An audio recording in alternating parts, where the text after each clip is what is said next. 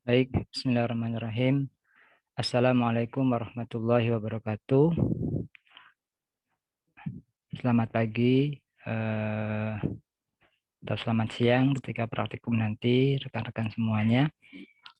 Eh, Pada hari Jumat ini, insya Allah kita akan masuk ke pertemuan yang ke-12, tapi mungkin di pertemuan yang ke-12 ini, karena Anda sekarang sedang mengerjakan proyek ya, jadi untuk materi, saya akan menyampaikan video terkait dengan pertemuan kita pada hari ini. Jadi silakan nanti bisa dicermati, bisa disimak saja videonya.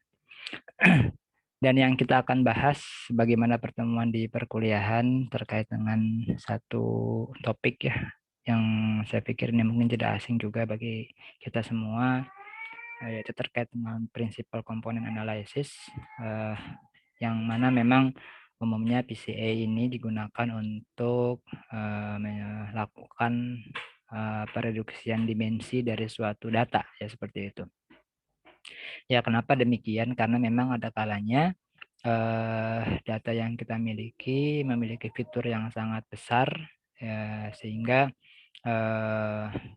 pada beberapa kondisi kita butuh untuk melakukan proses pereduksian dimensi, meskipun caranya itu ya sangat banyak gitu ya, teknik untuk melakukan reduksi dimensi, tapi salah satunya adalah prinsipal komponen analisis yang dalam hal ini secara matematika mencoba untuk melakukan transformasi ya, uh, sehingga menjadi suatu data dengan koordinat yang baru ya, seperti itu.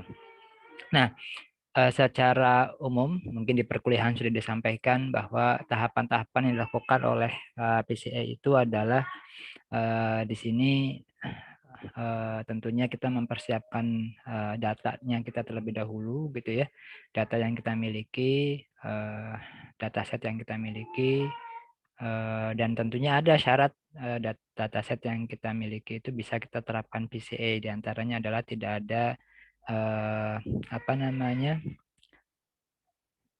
kombinasi linear antara satu fitur dengan fitur lain ya, makanya itu juga perlu diperhatikan. Jadi salah satu syarat kalau kita menggunakan PCA antara fitur dengan fitur lain ya, seperti itu. Sehingga data sampel yang kita gunakan ya kira-kira ilustrasinya seperti ini, dimensinya, kemudian data yang kita miliki. Tahap berikutnya setelah kita melakukan pemilihan data itu ya datanya bisa supervised bisa unsupervised ya, bergantung ya. Ya jelas nanti yang kita akan gunakan setelah data itu kita peroleh adalah kita menghitung matrik kovarian. Matrik kovarian dari apa? Matrik kovarian tentunya dari atribut atau fitur-fitur yang kita miliki datanya. Sehingga matrik kovarian ini akan memiliki bentuk matrik yang simetris ya, bergantung pada jumlah dari atribut yang kita miliki nantinya seperti apa. Jadi setelah kita tentukan datanya, kemudian kita menghitung matrik kovariannya ya. Matrik kovariannya kita tentukan dari data tersebut, baru setelah kita tentukan matrik kovarian ini, formulasi dari kovarian matrix ya seperti ini Anda bisa lihat ya. Jadi tentunya ada proses perhitungan minsnya di situ, rata-ratanya ya, sampai menghasilkan suatu matriks kovarian dari data yang kita miliki ya, seperti itu. Ini pasangan, biasa pasangan atribut nih, n itu kan atributnya ya, seperti itu. Baik. Nah, setelah kita mendapatkan matrik kovariannya, berikutnya adalah kita menentukan eigenvektor, eigenvalue ya, tentunya eigenvalue dan eigenvektor dari matrik kovarian tersebut. Yang tentunya ini akan bersesuaian ya. Jadi eigenvalue dan eigenvektor itu nanti akan bersesuaian, saling berkorespondensi ya, setiap eigenvalue dengan eigenvektor tertentu ya. Seperti itu. Baru dari situ kita hitung berapa sih persentase dari prinsipal komponen yang kita akan gunakan ya, sehingga nanti kita melakukan transformasi terhadap data kita ya, kita lakukan proyeksi ya, seperti itu, sehingga nanti kita dapati bahwa data yang baru tersebut adalah data dengan fitur hasil transformasinya ya, begitu. Nah, tahapan-tahapan kalau kita menggunakan Python ya tentu saja di sini saya menggunakan data yang common ya, yang sering dipergunakan untuk melakukan percobaan ya. Datanya data iris mungkin sudah sering Anda gunakan di praktikum juga ya. Baik, ini ada paling tidak ada 1, 2, 3, 4, 5 tahapan begitu ya. 5 tahapan ini yang nantinya memang saya sengaja split gitu ya. Eh, apa namanya tahapan-tahapannya ini nanti silakan Anda bisa menuliskan saja, paling nggak mengcapture dari masing-masing tahapan-tahapan tersebut apa sih hasilnya ya, seperti itu. Yang pertama adalah pembacaan data seperti biasa. Untuk Python ini kita menggunakan uh, 2 library. Yang utamanya untuk membaca data adalah library Panda untuk data frame. Kemudian yang kedua adalah untuk scientific computing menggunakan NumPy begitu ya. Kemudian membaca data iris seperti biasa. Jadi nanti silakan di Jupyter Notebook tinggal di setting saja data irisnya diupload lagi, kan sudah pernah saya berikan ya di praktikum 4 atau 5 gitu, silakan di download lagi data irisnya.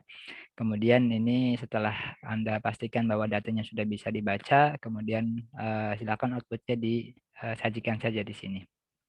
Nanti saya akan upload file doc-nya ya. Kemudian berikutnya adalah ya, jadi ini pemilihan atribut ya. Jadi tentunya kan kalau data iris kita ketahui ada 4 fitur ya, satu buah kolom itu sebagai kelasnya atau labelnya. Jadi nah di sini kita definisikan dulu ya seperti biasa bahwa X itu adalah data irisnya yang kita drop kolom varietasnya ya dari varietas setosa, virginica, versicolor gitu ya. Kemudian Y-nya itu adalah varietenya itu sendiri. Nah, kemudian berikutnya kita lakukan normalisasi ya, normalisasi sebagai tahapan preprocessing dari data kita ya. Kita lakukan preprocessing ya dengan cara adalah melakukan ya ini aja sih sebetulnya scaling aja ya, scaling saja terhadap atribut yang kita gunakan ya, yang kita gunakan yang ada 4 itu ya, sepal-length, sepal-width, petal-length, petal-width itu di apa dinormalisasi, distandarisasi. Nanti silakan setelah selesai ini ditampilkan apa hasil dari normalisasinya ya. Nah, berikutnya adalah melakukan perhitungan matrik kovarian. Ya, jadi apa yang dihitung matrik kovariannya tentunya adalah fiturnya yang sudah kita scaling tadi, yang tadi sudah kita simpan di sini ya. Yang sudah kita scaling tadi, kita lakukan eh, matrik kovarian. Jadi ditranspose dulu, kemudian kita lakukan perhitungan matrik kovarian dari fiturnya tadi. Fiturnya adalah X yang sudah kita scaling tadi ya. Kemudian kita sajikan ya hasil matrik kovariannya ya, itu. Itu tahapan yang kedua. Jadi setelah kita melakukan pembacaan data, preprocessing, berikutnya adalah melakukan perhitungan matrik kovariannya. Nanti silakan hasilnya bisa disajikan di sini. Kemudian yang ketiga setelah kita melakukan perhitungan matrik kovarian begitu ya, berikutnya adalah menghitung eigenvalue dan eigenvektor ya. Jadi itu gunanya matrik kovarian adalah dengan matrik kovarian itu nanti kita bisa menentukan eigenvalue dan eigenvektornya. Itu karena dia akan saling berkorespondensi ya. Ya mesti ada kalau eigenvektornya di baris sekian, maka eigenvalue-nya ini, maka eigenvektornya adalah untuk vektor yang pertama ya, misalkan dan seterusnya, itu bersesuaian nantinya. Nanti masing-masing Anda bisa tuliskan hasilnya, hasil dari eigenvalue dan hasil dari eigenvektor ya, seperti itu. Nah, tentunya di sini setelah kita menentukan eigenvektor dan eigenvektor, kita akan menghitung proporsi principal komponen berdasarkan nilai eigenvalue-nya. Jadi kalau kita tentunya kan Kalau kita gunakan empat-empatnya, maka apa namanya, proporsi dari variansi itu kan kalau kita jumlahkan secara akumulatif itu kan satu ya. Tinggal kita maunya menggunakan berapa prinsipal. Jadi berapa prinsipal itu nanti akan kita tahu berapa persen dari apa namanya, presentasi apa namanya, varian yang kita gunakan. Ya, jadi misalkan eh, kita akan menggunakan dua ya prinsipal komponen, yaitu silakan. Ya, jadi nanti kita bisa tahu sebetulnya kalau kita Anda bisa hitung nanti kira-kira dengan dua itu berapa persen ya, nanti hasilnya akan kelihatan di sini. Nah, monggo silakan. Nah, sini dilihat. Nah, baru setelah itu kita lakukan hasilnya setelah selesai ya. Kita misalkan mau melakukan transformasi tuh, memproyeksikan ya kira-kira data yang baru yang hasil dari dua prinsipal komponen yang di sini kan dua kolom ya, dua PC satu, PC dua, yaitu hasil proyeksinya seperti apa. Nah, ini silakan divisualisasikan saja. Kalau setelah itu kita juga mencoba untuk memplotting ya, memplotting dari hasil proyeksi tadi ya, memplotting hasil proyeksi tadi sehingga kita bisa tahu hasil dari kalau di sini cuma dua ya, jadi hasil proyeksinya seperti apa. Nah, itu sebetulnya prinsip dasar dari prinsipal komponen analisis. Memang kalau kalau untuk datanya yang fiturnya sedikit mungkin tidak terlalu kerasa gitu ya, tapi ketika fiturnya besar ya lumayan ya. Jadi maksudnya akan signifikan apa namanya, peranan dari eh, apa namanya, PCA ini ya, seperti itu. Nah, baik, jadi silakan nanti Anda bisa coba saja di apa Google, di Google Colab atau Jupyter Notebook ya. Nanti silakan hasil-hasil itu. Kalau saya sudah cobakan semuanya. Jadi sekarang bagian Anda. Yang kedua, karena memang mahasiswa punya project ya. Nah, jadi untuk praktikum ini saya pikir bisa dikerjakan eh, apa namanya, mandiri. Nanti waktu yang Anda alokasikan untuk siang nanti gitu ya, itu saya harap digunakan untuk diskusi kelompok saja. Silakan Anda, mumpung ada waktu, kan saya kasih waktu untuk Anda diskusi kelompok ya, sesuai dengan kelompoknya masing-masing. Tolong yang file Excel sebagai target dari eh, progres itu nanti dipastikan ya. Jadi saya akan kasih tanggal di sini. eh, ya, jadi 4 Juni itu paling tidak saya mau tahu progresnya seperti apa ya. Ini baru ada satu kelompok ya, jadi silakan progres dari setiap masing-masing itu seperti apa. Saya pikir ini nanti progres 2 ya, itu terkait dengan apa misalkan proses yang dilakukan ya. Ya, silakan kalau sudah ada ya. Ini saya alokasikan waktu untuk Anda bisa seperti itu. Jadi uh, fix ya, judul fixnya sudah harus ada nih. Itu dulu. Ya, jadi di file Excel yang menjadi patokan kita, jadi silakan dipastikan judul fixnya apa.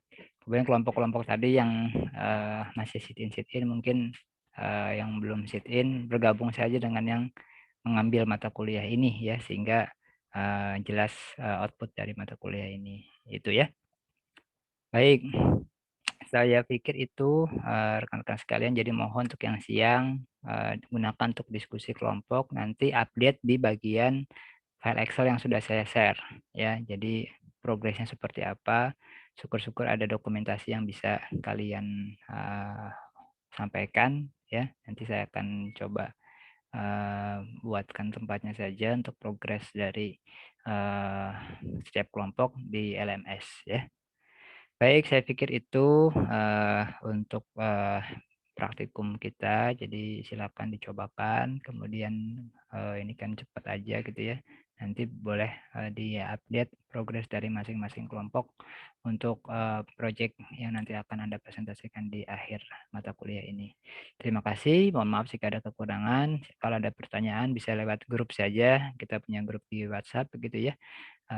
Monggo silakan, saya tutup. Assalamualaikum warahmatullahi wabarakatuh.